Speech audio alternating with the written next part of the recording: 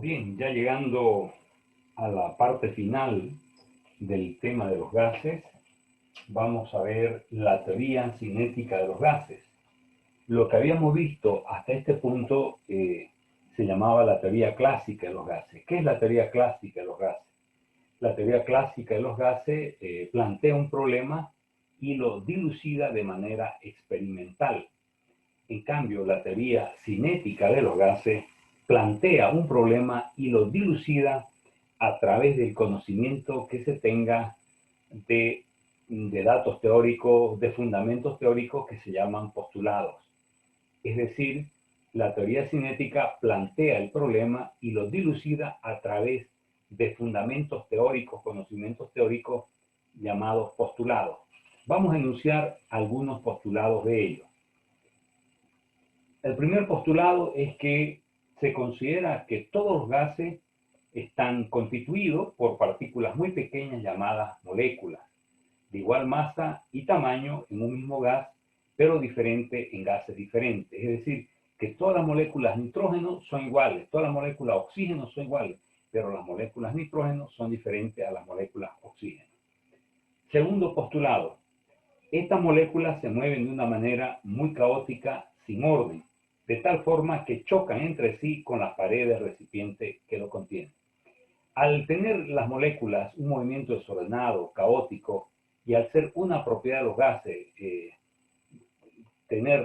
ocupar todo el volumen que lo contiene, lógicamente en ese desorden las moléculas chocan contra las paredes del recipiente que lo contiene. Pero de ahí viene el tercer postulado. El bombardeo contra las paredes del recipiente origina una presión, es decir, una fuerza por unidad de área promedio de las colisiones de las moléculas. Entraríamos al cuarto postulado. Estas colisiones, estos choques tienen carácter elástico. ¿Qué significa que un choque sea elástico? Cuando una partícula ante el choque tiene una determinada energía cinética, choca y después del choque tiene la misma determinada energía cinética. Eso se llama un choque elástico.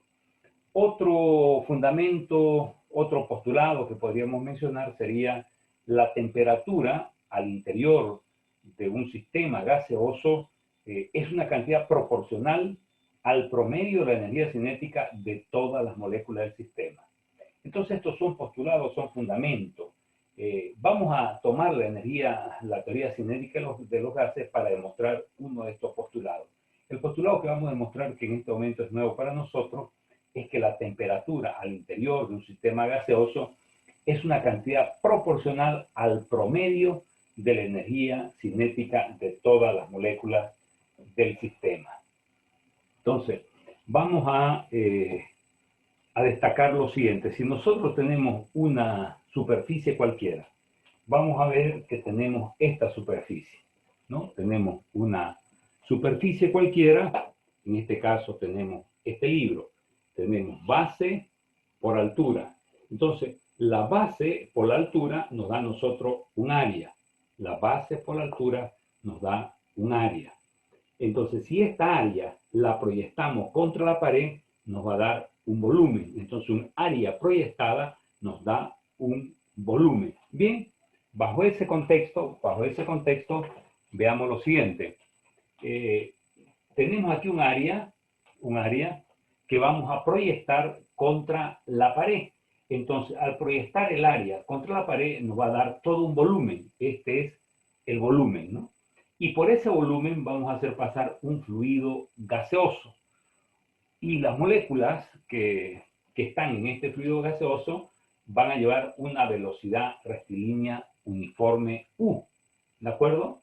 En un determinado momento, una molécula va a recorrer un determinado espacio, un diferencial X. Pero el tiempo que tarda en recorrer este diferencial X es un diferencial T de tiempo.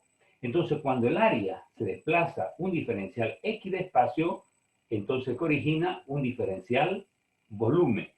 Entonces, vamos nosotros a tomar este diferencial de volumen para estudiar este postulado que queremos demostrar, que al interior de este sistema gaseoso, al interior de este sistema, donde hay un fluido gaseoso, la temperatura es directamente proporcional a la energía cinética de todas las moléculas del sistema que están dentro de ese determinado volumen. ¿De acuerdo?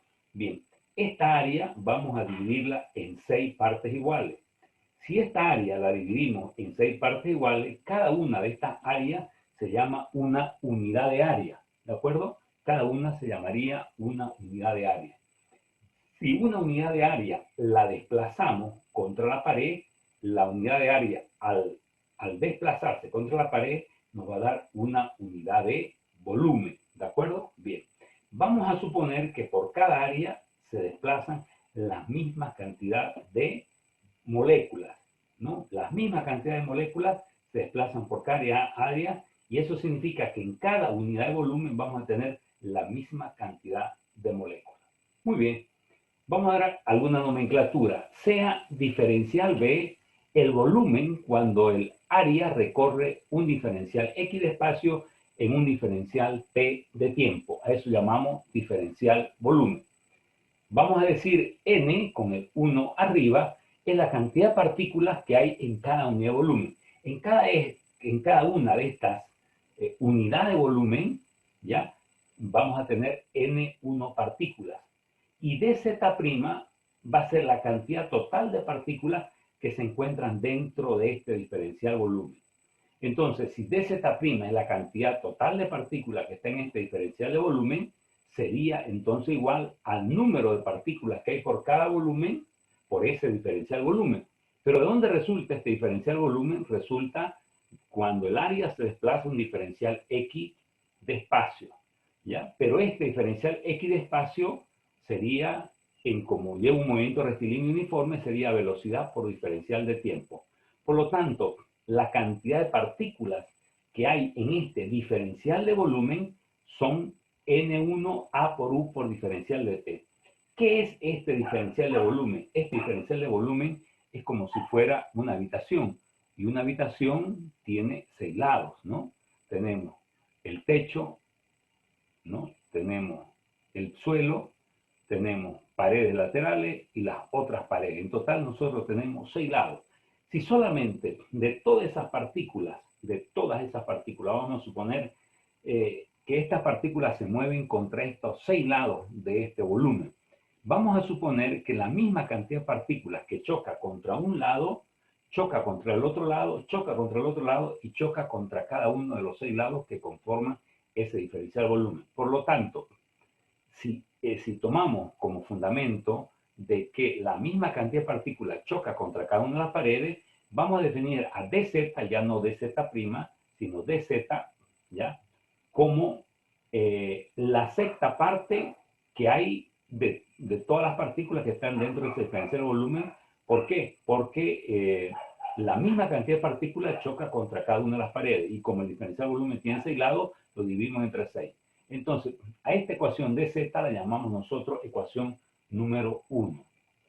Pero por otro lado, habíamos manifestado que estas partículas están con una cantidad de movimiento, ¿no? Están con un impulso. Entonces, vienen con este impulso y chocan contra la pared.